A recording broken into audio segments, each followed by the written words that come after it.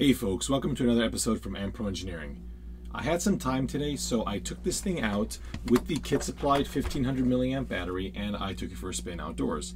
This is the first time I've driven this truck, as you can see by the fact that there's actually dust on the wheels now. I ran the truck for about 20 minutes and it showed no signs of slowing, so that battery seems to be operating pretty good. Given the fact that I own the original Bruiser, I really only have that to compare to.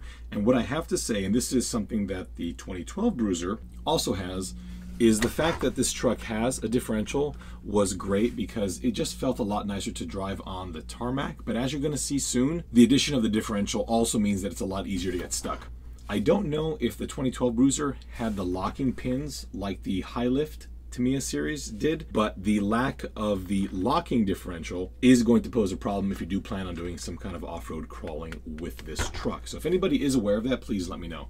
Anyway, let's see some of that footage. Starting in second gear.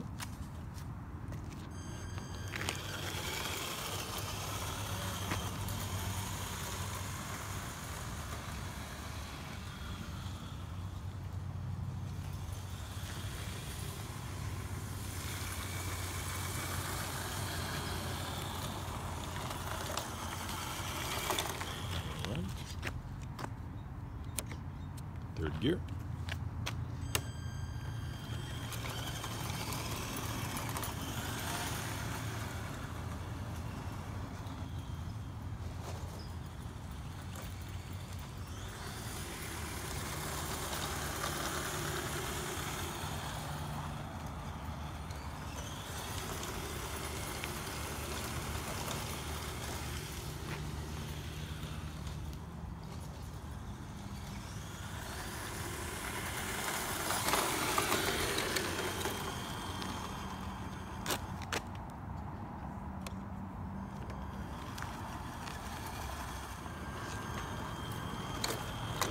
Hoping he gets stuck.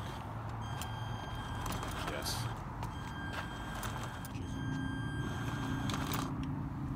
Okay, let's go into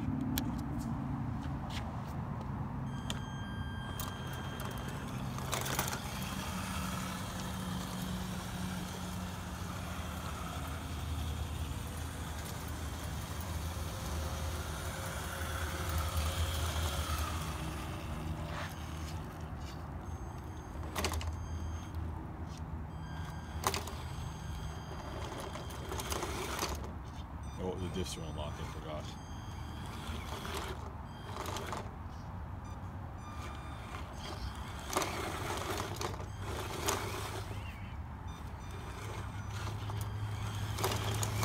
There we go.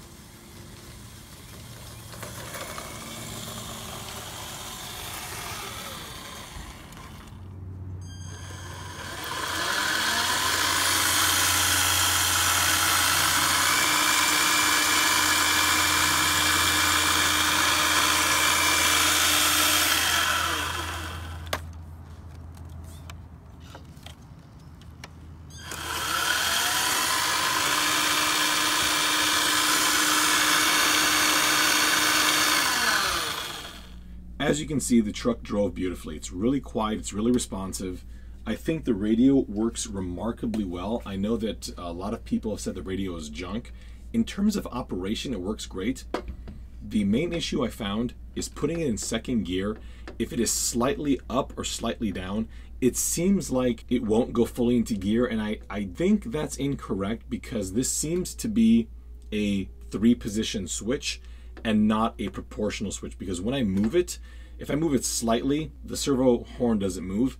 It has to go into that next little divot here on the back of the controller, So second gear seemed a little bit weird, but it's all about adjustment on that. Unfortunately, I don't know how to adjust this, so I'll have to do a little bit of homework. It's probably some kind of setting here that I simply don't understand. But overall, the radio I think works really well. There's no glitching, nothing weird about it. I found that the servo seems to be very much underpowered, and if it is a standard servo, well, I'm not surprised there. I do plan on fixing this bell crank here. I mentioned that in the last video with this truck, so it has a little less play in it.